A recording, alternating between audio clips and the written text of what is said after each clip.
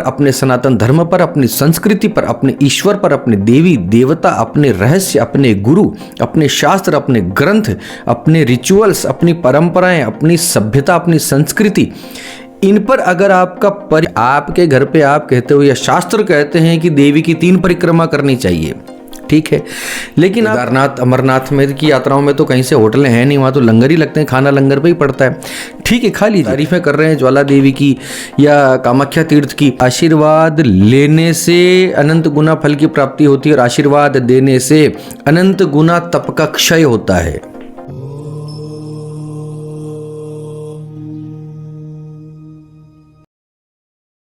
अमोघ शक्ति देखने वाले सभी दर्शकों को पंडित अखिलेश ओदे जी का प्रणाम, नमन।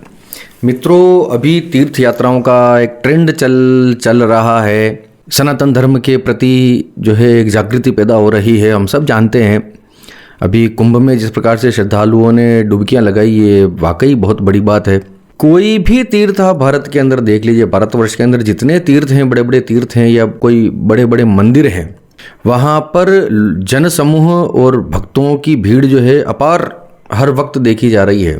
पूरे साल भर कौन भक्ति से जा रहा है, कौन भगवान के दर्शन करने जाता है, कौन पर्यटन के लिहाज से जाता है, कौन एक सही ट्रेवलिंग एक्सप्लोर करने के लिहाज से जाता है। देखो, ये अपना अपना जो है आउटलुक हो सकता है। सनातन धर्म में, तीर्थ में, हमारे शास्त्रों में और गुरु वचनों के आधार पर मैं आपको कुछ ऐसी बातें बता रहा हूँ। इस वीडियो को पूरा ध्यान से देखिएगा। तीर्थों में क्या काम नहीं करना चाहिए, ये बहुत ही इम्पोर्टेंट वीडियो है। क्यों? क्योंकि अभी तीर्थों का क्रेज चल रहा है। आप तीर्थ यात्रा करते हैं और ये बातें अगर आपको पता नहीं है तो आपको तीर्थ यात्रा का फल मिलना तो दूर रहा, कहीं उससे हानि न उठानी पड़ जाए। ठीक है, शुरू करते हैं। देखिए, कोई भी तीर्थ यात्रा जो है वो पैदल नंगे पांव सबसे उत्कृष्ट कही गई है। सवारी से यात्रा करने पर फल 1/4 हो जाता है और चरण पादुका पहनकर, जूते चप्पल पहनकर जो यात्रा की जाती है या छतरी लगाकर जो यात्रा की जाती है, उसका फल आधा हो जाता है। कई लोग यात्राएं करते हैं ऐसे लेटते हुए, प्रणाम साष्टांग करते हुए, उनकी महिमा और ऊपर बताई गई है। किसी तीर्थ स्थल पर आपको जाने का मौका पड़ रहा हो, काम कोई और हो, जैसे आप किसी से मिलने जाना चाहते हैं काशी वाराणसी, आपके कोई मित्र रहते हैं या किसी शादी में जा रहे हैं आप वहां पर, तो आप मन में ये सोच कर चले कि चलो काशी जाना हो रहा है शादी में, तो भगवान विश्वनाथ के भी मैं दर्शन कर लूंगा। ऐसी स्थिति में भी चूंकि आप तीर्थ यात्रा करने नहीं गए, आप वहां पर शादी में गए उस शहर के अंदर, लेकिन आप ये मन में सोच कर गए कि शादी में जा रहा हूं तो भगवान विश्वनाथ के भी दर्शन में कर लूंगा। ऐसी स्थिति में भी उस तीर्थ यात्रा का पुण्य फल प्राप्त होता है। अचानक यदि आपको पता न हो, आप किसी शहर में गए और आपको नहीं पता कि यहाँ पर ये शिवलिंग जो है इसका इतना महत्व है, और आपने अचानक से दर्शन करके निकल गए, चलो ठीक है, आपको न तो आपको पता था, आप जानबूझकर वहाँ गए, यानी अज्ञानता में किसी बड़े तीर्थ का भी अगर आपको दर्शन हो जाता है, अज्ञानता की स्थिति में आपको पता नहीं है कि ये बड़ा तीर्थ है और यहाँ मुझे दर्शन हुए, तो उसका फल आपको नहीं मिलता है। आपको ज्ञान होना चाहिए, आप जानबूझकर आपको वहाँ जाना चाहिए कि मैं इस वजह से इस दर्शन के लिए जाऊंगा। अगर ये आपको नहीं पता तो तीर्थ यात्रा का कोई फल नहीं है। तीर्थ स्थान के जो मुख्य मंदिर होते हैं, मंदिर परिसर जो होता है, वहां पर पांव धोना निषेध है। उस स्थान पर, उस एरिया में, उस क्षेत्र में मूत्र विसर्जन, मल विसर्जन का सर्वथा निषेध कहा गया है। किसी तीर्थ में जाकर किसी दूसरे तीर्थ की प्रशंसा नहीं करनी चाहिए। आप वाराणसी गए और आप ये तारीफें कर रहे हैं ज्वाला देवी की या कामाख्या तीर्थ की, जिस स्थान पर आप हैं, जिस तीर्थ स्थान पर आप गए हैं, सिर्फ उसी स्थान की प्रशंसा आपको करनी चाहिए।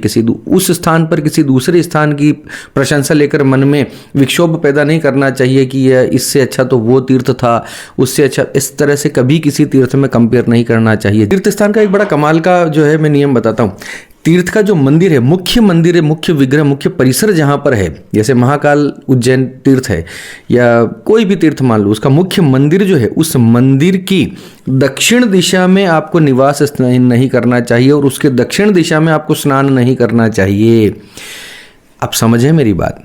मंदिर जहाँ पर है शहर में, उस शहर में रात रुकना ही पड़ेगा आपको। अगर आप ऐसा कोई प्लान बना रहे हैं, ऐसी कोई योजना है, तो उस शहर के अंदर जब आप जैसे वाराणसी गए, विश्वनाथ का मंदिर जहां पर स्थित है, उस मंदिर से दक्षिण दिशा की तरफ न तो आपको किसी होटल में रहना चाहिए, रात को रुकना चाहिए, न उसके दक्षिण में आपको स्नान करना चाहिए। किसी कोई वहाँ पे गंगा जी हो या कोई ओंकारेश्वर हो, नर्मदा जी का स्थान हो, तो मंदिर के दक्षिण स्थान में न आपको रहना चाहिए न स्नान करना चाहिए। तीर्थ स्थान में किसी भी साधु की, किसी भी ब्राह्मण की, धर्म की, देवी की, देवता की, किसी भी पूज्य एंटिटी की, किसी भी आदरणीय एंटिटी की, गौ, गंगा, गायत्री, इस प्रकार से जो हमारे लिए जो आदरणीय सम्माननीय जो एंटिटीज हैं, जो देवी हैं, देवता हैं या जो विग्रह हैं, इनकी निंदा कभी नहीं करनी चाहिए। गुरु की निंदा भूल कर भी न करें। फिर एक विशेष बात, कोई साधु संत आपको तीर्थ यात्रा में मिल जाते हैं तो उनकी परीक्षा की दृष्टि से या उनका छिद्रान्वेषण यानी उनसे लॉजिकल सवाल पूछना, उनसे हनुमान चालीसाएं पूछना, ये तीर्थ यात्रा में बिल्कुल बंद कर दीजिए। अगर आपने अब तक ये कभी किया है तो आप मानकर चलिए कि उस तीर्थ यात्रा का आपको कोई लाभ नहीं मिला, आपको अपने पाप वापस धोने पड़ेंगे वहां जाके। फिर एक चीज मैंने और देखी, तीर्थ यात्रा में जब हम जाते हैं तो वहां पर जो ब्राह्मण होते हैं या पंडित लोग होते हैं वो अपने तरीके से वहां पर पूजाएं करवाते हैं। कई बार ऐसा होता है कि हम स्वयं ब्राह्मण हैं, हम स्वयं ज्ञानी हैं उस मंत्र के, लेकिन तीर्थ यात्रा में जिस लौकिक परंपरा से, जिस स्टाइल से वो पंडित वहाँ पर पूजा करवा रहे हैं, जो ब्राह्मण वहाँ पर पूजा करवा रहे हैं, तो वहाँ पर अपने ज्ञान को आप एक तरफ रख दीजिए, ऐसा स्पष्ट शास्त्र हमारा बोलते हैं। तीर्थ में जो पंडित जो करवा रहे हैं, तीर्थ के ब्राह्मण जो भी आपको कर्म करवाते हैं, उस कर्म को साक्षात ईश्वर की आदेश मानकर आपको स्वीकार कर लेना चाहिए। अपना उसके अंदर ज्ञान आपको कभी भी प्रकट नहीं करना चाहिए, यही नियम है। उन्होंने पूजा करवाते समय एक मंत्र कम बोल दिया, एक विधि कम करवा दी, तो आप उसमें टोका टोकी बिल्कुल ना करें, अपना ज्ञान ना बघारें कि ऐसा क्यों किया, ऐसा तो ऐसा होता है, ऐसा होता है, हम आपका पैसा काटेंगे। इस तरह की बातें नहीं करनी चाहिए। तीर्थ स्थान में, ग्रहण में, पितृकर्म में और यज्ञ में दान का विचार अवश्य ढंग से करना चाहिए। किसको दान कर रहा हूं मैं, क्या जिसको मैं दान कर रहा हूं क्या ये उतना विहित कर्म करता है, उतना शाश्वत ये अपने जीवन जीता है, इस प्रकार से दान करना चाहिए कि दान लेने वाला भी उस दान लेने के योग्य हो। तीर्थ स्थान में किया हुआ पाप और पुण्य दोनों चौगुना आपको प्राप्त होते हैं। तीर्थ स्थान में किया हुआ पाप भी आपको 4 गुना दुष्परिणाम अपने जीवन में लाएगा और किया हुआ पुण्य भी 4 गुना होकर आपके जीवन में जुड़ेगा। इसलिए तीर्थ स्थान में जब जाएं तो अपने अंदर एक संतत्व लेकर ही जाएं, अपने अंदर एक पूर्ण भक्ति, पूर्ण श्रद्धा, एक निर्मल व्यक्ति बनकर जाएं, सच्चा व्यक्ति बनकर जाएं, ईमानदार व्यक्ति बनकर जाएं। वहाँ पर अपने सारे जितने भी कुकर्म हैं यहीं एक तरफ अपने घर पर छोड़कर जाइए, तीर्थ यात्रा करें, पुण्य वहाँ पर कमाने का प्रयास कीजिए, अधिकाधिक आप पुण्य कमा लें। तो इन्हीं पापों में जुआ खेलना, शराब का सेवन करना, मांसाहार करना या और कोई किसी प्रकार का व्यभिचार करना। पति पत्नी जब भी किसी तीर्थ यात्रा पर जाते हैं, जैसे मैंने कई बार देखा है कि नया जोड़ा वैष्णो देवी जा रहे हैं माथा टेकने की जी, शादी के बाद अक्सर जो है नवयुगल मैंने देखा है कि वैष्णो देवी जाते हैं या कोई अपने कुल देवता कुल देवी के स्थान पर माथा टेकने जाते हैं, दूर दूर जाते हैं, तो उसको एक तीर्थ यात्रा की तरह ही लेना चाहिए। आप जब उस स्थान पर, उस शहर के अंदर आपका पति और पत्नी के बीच का जो है संसर्ग नहीं होना चाहिए, वहाँ पर आपको सेक्स नहीं करना चाहिए। तीर्थयात्री को यात्रा के दौरान या उस स्थान पर किसी से दान लेना नहीं चाहिए बल्कि दान देना चाहिए। तीर्थ यात्रा में दान का विशेष महत्व है। जितना ज़्यादा अधिक आप दान करेंगे उतना आपको पुण्य फल की प्राप्ति होगी। खास तौर से कोई किसी तीर्थ स्थान पर नहाने का विशेष नियम है, स्नान का नियम है, गंगा जी में नहाए, नर्मदा जी में नहाए, तो स्नान के ठीक बाद किसी से कुछ भी भूल कर भी मत ले लीजिए। स्नान के ठीक बाद दान करना चाहिए, दान लेना नहीं चाहिए। इसी प्रकार से आशीर्वाद भी लेना चाहिए। तीर्थ यात्रा में जब आप जाते हैं तो अधिकाधिक प्रयास करें कि अपने बुजुर्गों का, कोई गुरु लोगों का, साधुओं का, संतों का आपको आशीर्वाद मिले, न कि वहाँ पर आप आशीर्वाद दें। आशीर्वाद लेने से अनंत गुना फल की प्राप्ति होती है और आशीर्वाद देने से अनंत गुना तप का क्षय होता है। ऐसे किसी देवस्थान पर या तीर्थ यात्रा में जब आप जाते हैं तो एक चीज़ का और विशेष ख्याल रखिए कि वहाँ जाने के बाद आप सिर्फ घूमने फिरने, फोटो बनाने में, रील बनाने में इस प्रकार से समय व्यर्थ मत कीजिए। जिस मंदिर में आप जा रहे हैं, आपके नित्य जो दैनिक पूजा पाठ है, दैनिक जो आप अपने घर पर करते हैं, चाहे वहाँ पर होटल में आपने कर लिए, ये भी मैंने मान लिया, लेकिन जिस मंदिर में आप जा रहे हैं उस मंदिर के प्रांगण में ही उस स्थान पर कोई अकेला सा स्थान देखकर जहाँ पर भीड़ भाड़ ना हो, आप कुछ ले ना जाएं। ऐसा स्थान देखकर कहीं दूर बैठ जाएं उस परिसर के अंदर ही, और अपने नित्य पूजा पाठ जो भी आप करते हैं, अपने घर के अंदर जो भी मंत्र स्तोत्र पाठ करते हैं वो वहाँ पर अवश्य करना चाहिए। रामचरितमानस का पाठ करते हैं तो घर से रामचरितमानस लेकर जाइए। अयोध्या जी जा रहे हैं, अयोध्या जी के दर्शन किए, रामलला के दर्शन किए आपने, तो वहीं पर किसी प्रांगण में कहीं दूर एक तरफ जगह देखकर उस रामचरितमानस का पाठ आपका, चूंकि घर पे नियम है, तो वहीं पर पोथी खोलकर उसका पाठ आप वहां पर भगवान रामलला को भी सुना दीजिए, या हनुमान जी के मंदिर में, या किसी भी तीर्थ पर जो भी आप पाठ करते हैं, जो आप माला जपते हैं, जो स्तोत्र पाठ नित्य करते हैं, वो वहां का करना चाहिए।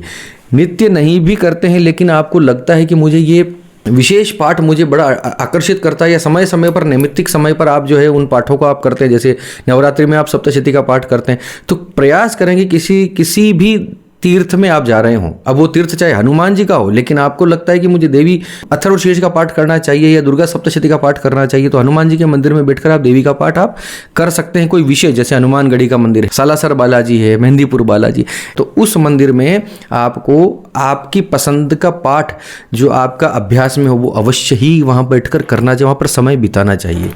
और ऐसी जगह पर जब भी जाए किसी से फ्री में कुछ भी कोई सेवा नहीं लेनी चाहिए। जैसे कई बार आपने देखा है कि लंगर भी लगते हैं, तो अब क्या किया जाए, लंगर लग रहे हैं साहब, केदारनाथ अमरनाथ में की यात्राओं में तो कहीं से होटलें हैं नहीं, वहाँ तो लंगर ही लगते हैं, खाना लंगर पे ही पड़ता है, ठीक है खा लीजिए, लेकिन उस भोजन को करने के बाद कुछ ना कुछ दान, कुछ ना कुछ भेंट पारिश्रमिक वहाँ पर रख दीजिए। वो भी अगर वो नहीं लेते हैं तो वहाँ पर सेवा दीजिए अपनी, उनकी रोटियां बनाने में, उनकी सब्जी बनाने में, बर्तन धोने में सबकी हेल्प कीजिए, कि दूसरों के बर्तन उठाने में हेल्प कर दीजिए। कुछ ना कुछ आपको वहाँ पर सेवा या श्रम या फिर आपको वहाँ पर शुल्क देना ही चाहिए, फ्री में किसी से सेवा नहीं लेने का है। अब दूसरी जगह का तो छोड़ ही दो, जैसे उत्तर प्रदेश के तीर्थ हैं या भारत के दूसरे स्थानों मैदानी भागों में जितने तीर्थ प्रदेश हैं, वहां पर लंगरों की तलाश मत कीजिए कि यहाँ पर फ्री में मिल जाएगा। फ्री में नहीं खाने का है, कहीं भी फ्री में कोई सेवा नहीं लेनी। किसी ऑटो में गए, ऑटो वाले ने मना कर दिया कि नहीं जी ये तो हमारी तरफ से धर्म समझ, नहीं, उसको पैसा दो। तीर्थ यात्रा कभी फ्री में नहीं करने का है। फिर एक स्पेशल बात, जिस तीर्थ में आप जाते हैं, जिस क्षेत्र में आप जाते हैं, उस तीर्थ की, क्षेत्र की, उस समाज की परंपरा के अनुसार ही आपको सारे नियमों का पालन करना चाहिए। आपके घर पे आप कहते हो या शास्त्र कहते हैं कि देवी की 3 परिक्रमा करनी चाहिए, ठीक है, लेकिन आप कामाख्या जाते हैं और वहां पर एक परिक्रमा या प्रदक्षिणा का विधान है, क्योंकि वहां पर लोकाचार है, वहां पर ये सिस्टम है, प्रोसेस है उस मंदिर का, तो आपको अपनी अकल नहीं लगाने का, नहीं जी शास्त्रों में लिखा है 3 लगाना, मैं तो 3 ही लगा के आऊंगा। जैसे कई जगह पर भगवान को कोई विशेष पुष्प चढ़ाया जाता है, आप कहते हैं कि नहीं जी इन भगवान को तो ये पुष्प चढ़ता है, ये कैसे चढ़ाया जाए। अरे भैया, वहां पर उस समाज का, उस लोकाचार में वो नियम है, तो आपको वो पालन करना ही चाहिए। आप वहां पर जाकर अपनी कला, अपना ज्ञान नहीं बताएं। फिर सबसे अंतिम और सबसे विशेष बात, तीर्थ यात्रा में अपनी किसी भी प्रकार की नास्तिक विचारधारा को उजागर नहीं करना चाहिए। अपने सनातन धर्म पर, अपनी संस्कृति पर, अपने ईश्वर पर, अपने देवी देवता, अपने रहस्य, अपने गुरु, अपने शास्त्र, अपने ग्रंथ, अपने रिचुअल्स, अपनी परंपराएं, अपनी सभ्यता, अपनी संस्कृति, इन पर अगर आपका परिपूर्ण विश्वास हो, चाहे वो लोगों को ढोंग लगे, चाहे वो लोगों को अंधविश्वास लगे, चाहे कुछ लगे, आपका उसमें गौ गंगा गायत्री में आपका विश्वास है, वेदों में आपका विश्वास है, तंत्र में आपका विश्वास है, ज्योतिष में आपका विश्वास है। कई लोग ज्योतिषी को भी जो है आजकल पाखंड कहते हैं। वीडियो बनाऊंगा मैं इस पे, अगला वीडियो बहुत जल्द आने वाला है ज्योतिष के ऊपर और हनुमान जी महाराज के ऊपर, जो मैंने आपसे एक वादा किया था कि बहुत बड़ा वीडियो मैं बना कर लाऊंगा, उस पर मेरी तैयारी चल रही, बहुत जल्दी आने वाले दोनों। तो इस प्रकार से सनातन आस्थाओं में आपका विश्वास है, उनमें आपकी भक्ति है, श्रद्धा है, तो ही आप तीर्थ यात्रा करें। सिर्फ फोटोज खिंचवाने के लिए, रील बनाने के उद्देश्य से आप तीर्थ यात्राएं न करें। वो ट्रेवलिंग है, उनको उसमें तीर्थ यात्रा का लाभ नहीं मिलेगा। तो बस इतना ही था। चलिए, इसी के साथ मेरी बातें आपको कुछ समझ में आई होंगी, कुछ नई चीज़ें आपको पता चली होंगी, और कुछ मुझसे छूट गया हो तो कमेंट में ज़रूर बताइए। ज्योतिषी से संबंधी, नवग्रहों से संबंधी, आपके जीवन में कोई संकट समस्या हो, इससे संबंधी कोई आपका प्रश्न हो, तो आप हमें इस नंबर पर, यहाँ जो मैंने नंबर दे रखा है, इस नंबर पर आपको मैसेज कर देना चाहिए व्हाट्सएप के ऊपर। आगे का जो भी प्रोसेस हो उस पर आपको व्हाट्सएप पे भिजवा दिया जाएगा। चलिए, इसी के साथ आप सबके मंगल की कामना करता हुआ मैं पंडित अखिलेश चौधरी आपसे विदा लेता हूँ। धन्यवाद। सर्वे भवन्तु सुखिनः।